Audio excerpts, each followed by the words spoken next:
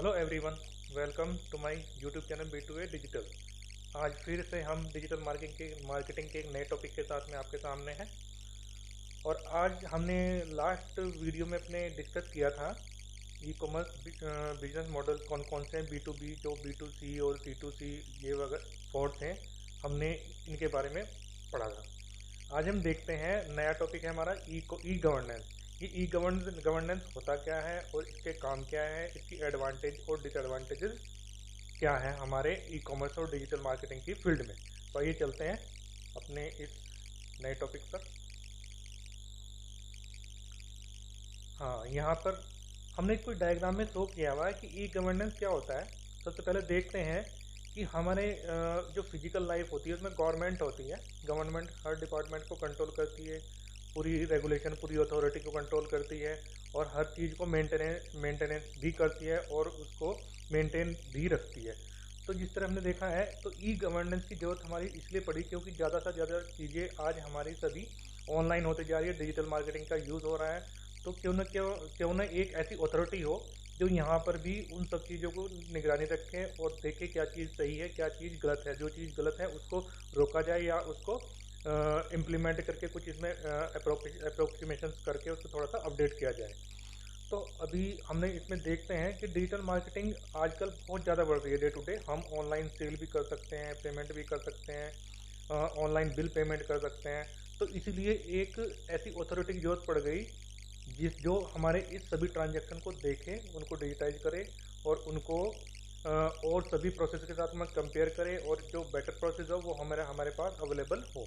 तो इसीलिए e governance का इसमें इन्वॉल्वमेंट हुआ। ये एक इसी तरह की गवर्नमेंट है जो हमारे ई कॉमर्स और डिजिटल मार्केटिंग के फील्ड में इन सभी को गवर्न करती है। बेसिकली जो हमारा ई गवर्नेंस है वो कम्बिनेशन है इंफॉर्मेशन टेक्नोलॉजी और कम्युनिकेशन टेक्नोलॉजी का। मतलब इंफॉर्मेशन और कम्युनिकेशन टेक्नोलॉजी का मतलब इंफॉर्मेशन गैदर्ड की जाती है और जो हमारी कम्युनिकेशन है वो उस इंफॉर्मेशन को एक जगह से दूसरी जगह पे ट्रांसमिट किया जाता है या रिसीव किया जा सकता है। तो इसमें एक जो ई गवर्नेंस है, इसकी जो एबिलिटी है, जो इसकी खास बात है वो ये भी है कि वो ये स्पेसिफाई करती है कि जो सर्विसेज हम यूज़ कर रहे हैं ई कॉमर्स या डिजिटल मार्केटिंग की जो भी सर्विसेज यूज़ कर रहे हैं वो हमारे लिए सेफ है या नहीं है। जैसे कि हमने लिखा है ability to address the need of the general public, कि वो एप्लीकेशन या वो सर्विसेज हमारी जनरल जो पब्लिक है, एक आम आदमी है, उसके लिए बेनिफिशियल है या नहीं है। अगर वो बेनिफिशियल है वो तभी मार्केट में या इम्प्लीमेंटेशन के लिए यूज़ होती है। इसमें कुछ आगे है जो ई गवर्नेंस का मेन रोल है। तो एडमिनिस्ट्रेटिव प्रोसेस एफिशिएंट करती है, ट्रांसपेरेंट करती है, कन्वीनियंट करती है और फुली अकाउंटेबल एंड रिस्पॉन्सिबल है। मतलब ई गवर्नमेंट या ई गवर्नेंस के इन्वॉल्वमेंट से किसी भी सर्विसेज में ये कुछ एडवांटेजेस हैं जो बढ़ जाती हैं कि वो फुली एफिशिएंट होती हैं। हम मतलब उसको इजीली अपने घर पर, बाहर, चलते हुए, बैठते हुए उस सर्विसेज को यूज़ कर सकते हैं। ट्रांसपेरेंट रहती है, जो भी हम कम्युनिकेशन कर रहे हैं वो कन्वीनियंट है और जो ट्रांजैक्शन कर रहे हैं वो हमारा ट्रांसपेरेंट है कि हमारा उसमें सब चीज़ ओपन रहती है कि हम जो ट्रांजैक्शन कर रहे हैं वो किसको कर रहे हैं और वो एक अप्रोप्रिएट यूज़र है या नहीं है। तो इस फास्ट ग्रोइंग इकोनॉमी में ई गवर्नेंस का एक रोल ये है कि वो बहुत ही ज़्यादा ज़रूरी है, क्योंकि अगर हमारा ट्रांजैक्शन कहीं स्टक हो जाए या कहीं रुक जाए या कहीं गलत जगह पहुंच जाए तो उसका भी देख रेख करने के लिए कोई हो, ताकि वो हमारा बैलेंस या जो हमारा ट्रांजैक्शन है वो हमारे पास रिवर्ट हो सके। बेसिकली कॉर्पोरेट सेक्टर में इसका बहुत ज़्यादा ज़रूरी है क्योंकि वहाँ पे बहुत ही ज़्यादा बड़े अमाउंट के ट्रांजैक्शन होते हैं। तो उस ट्रांजैक्शन को भी निगरानी में रखने के लिए, उसको देखने के लिए कि वो ट्रांजैक्शन कितना अमाउंट का है, कहाँ पे जा रहा है, तो इसमें गवर्नमेंट का इन्वॉल्वमेंट होना बहुत ज़रूरी है। क्योंकि अगर ऐसा नहीं होगा तो इसमें मनी लॉन्ड्रिंग का कंसेप्ट हमने डिस्कस किया है कि मनी लॉन्ड्रिंग का बढ़ता है। दूसरा, इससे करप्शन बढ़ने के चांसेस रहते हैं। इसीलिए ई गवर्नेंस का इन्वॉल्वमेंट इन सभी चीज़ों में बहुत ज़्यादा ज़रूरी है। ये कंसेप्ट हमारा इसलिए भी यूज़ किया गया है कि श्योरिटी प्रोवाइड कराता है यूज़र को कि वो एक सिक्योर पेमेंट गेटवे यूज़ कर रहे हैं या नहीं। मतलब ई कॉमर्स का मतलब कोई भी पेमेंट गेटवे अगर हम यूज़ कर रहे हैं तो ई गवर्नेंस की ही इन्वॉल्वमेंट की वजह से हमें ये पता रहता है कि वो सिक्योर है।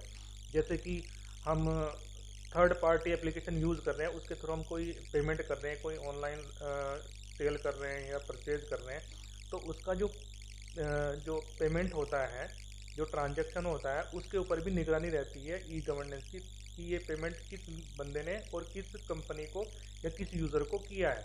अगर वो अमाउंट कहीं तक हो जाता है तो हम उस थर्ड पार्टी यूज़र को कंप्लेन कर सकते हैं और वो जो ट्रांजैक्शन हमारा वो रोल बैक हो जाएगा। रोल बैक होने से वो हमारा जो अमाउंट है वो within a days, within hour हमारे पास आ जाएगा। कुछ ऐसे गवर्नमेंट प्रोजेक्ट भी है जिसमें बेसिकली ई गवर्नेंस का रोल सबसे ज़्यादा रहा है, जैसे कि ई सेवा प्रोजेक्ट है, ई मित्र प्रोजेक्ट है और हमारा सेट कॉमन एंट्रेंस टेस्ट है। तो इन सभी में ई गवर्नेंस का इन्वॉल्वमेंट है, जिससे कि उनको बहुत ही ज़्यादा सिक्योरिटी मिलती है। तो अब देख लेते हैं ई गवर्नेंस और भी क्या हो सकती है। It can be define as application of both communication and information technology all together. मतलब कम्युनिकेशन की भी एक टेक्नोलॉजी इसमें इन्वॉल्व है और इंफॉर्मेशन टेक्नोलॉजी की भी है। तो इसको हम ICA भी कह सकते हैं। तो नेक्स्ट बात करते हैं किस किस एडवांटेजेस हैं जिसकी वजह से हम इसको यूज़ करते हैं। पहला है रिड्यूस करप्शन रिड्यूस होगा, क्योंकि अगर किसी गवर्नमेंट का इन्वॉल्वमेंट नहीं होगा किसी ट्रांजैक्शन के ऊपर तो सारा का सारा अमाउंट हमारा वो डिजिटली कहीं बाहर भी जा सकता है, बाहर से आ भी सकता है, अगर उसके ऊपर कोई ई गवर्नेंस इन्वॉल्व ना हो। तो इसीलिए इसका जो यूज़ होने से क्या होता है, सबसे पहला बेनिफिट यही है कि हमारा करप्शन रिड्यूस होता है। Next, growth in GDP। हमारी GDP भी इससे बढ़ती है, क्योंकि सारा रिकॉर्ड जो भी हम कर रहे हैं वो सारा रिकॉर्ड गवर्नमेंट के पास रहेगा और उससे हमारी इकोनॉमिक आउटपुट भी बढ़ेगी। ग्रॉस डोमेस्टिक प्रोडक्ट की जो है मेजरमेंट है वो भी बढ़ेगी। इसी से डिसाइड होता है कि हमारे देश की GDP बढ़ रही है या घट रही है। नेक्स्ट है growth rate major how far the economy. जितना भी ग्रोथ रेट इसका होगा, जितना ज़्यादा होगा, तो उसी के अकॉर्डिंग हम ये मेजर करते हैं या कैलकुलेट करते हैं कि हमारी GDP किस रेट से बढ़ रही है। नेक्स्ट वन, हम इस GDP का कैलकुलेशन करते कैसे हैं। हम प्रेजेंट ईयर के क्वार्टर की कंपेयर करते हैं लास्ट ईयर के क्वार्टर से। मतलब फॉर जो मंथ हमारे करंट ईयर के हैं उसको लास्ट ईयर के 4 मंथ से कंपेयर करते हैं और देखते हैं कितने परसेंटेज बढ़ गए। उसके बेस पर हम ये आउट करते हैं कि हमारा GDP का रेट क्या है। नेक्स्ट वन है रिडक्शन इन ओवरऑल कॉस्ट। इसमें क्या होता है, अगर ऑनलाइन या कोई भी डिजिटली हम कुछ काम कर रहे हैं तो उसका कॉस्ट जो होगा वो बेसिकली फिजिकली ट्रांजेक्शन से कम ही होगा। इसका मतलब ये एक्स्ट्रा एक्सपेंशन से भी हम बच सकते हैं। नेक्स्ट वन है हाई ट्रांसपेरेंसी। हाई ट्रांसपेरेंसी इसके एडवांटेज ये है क्योंकि जो भी हम ट्रांजेक्शन करते हैं वो ट्रांसपेरेंट होता है। उसमें ई गवर्नेंस हमारे सभी ट्रांजेक्शन्स को जो हम कर रहे हैं या हम रिसीव कर रहे हैं उन सभी के ऊपर पूरी उसकी नज़र रहती है। All government information can be uploaded into the. जैसे कि अगर यही फील्ड जो हमारी ई गवर्नेंस की है गवर्नमेंट पर भी अप्लाई होती है। गवर्नमेंट भी कोई प्रोजेक्ट अगर अप्रूव कर रही है या उसको कर रही है या इम्प्लीमेंट कर रही है तो उसकी इंफॉर्मेशन भी ऑनलाइन अपलोड होती है। तो नेक्स्ट है the citizen can access specifically access whichever information they want. मतलब एक सिंगल क्लिक से, डिजिटली मेथड के हिसाब से एक सिंगल क्लिक से हम जो इन्फॉर्मेशन चाहते हैं वो इन्फॉर्मेशन हमारे पास इजीली अवेलेबल हो जाती है। नेक्स्ट वन है स्पीड। जब हमने कहा है कि कम्युनिकेशन और इंफॉर्मेशन टेक्नोलॉजी का यूज़ हुआ है तो इसका सबसे ज़्यादा जो रिक्वायरमेंट है वो सबसे पहली है इंटरनेट कनेक्टिविटी या इंटरनेट की स्पीड की। इसका मतलब हमें इंटरनेट स्पीड भी अच्छी मिलती है इस कंसेप्ट की वजह से ही, क्योंकि अगर इंटरनेट स्पीड इसकी नहीं हुई तो हमारे ऑनलाइन या जो ट्रांजेक्शन है वो सभी के सभी हमारे लॉस्ट हो जाएंगे। नेक्स्ट है अकाउंटेबिलिटी।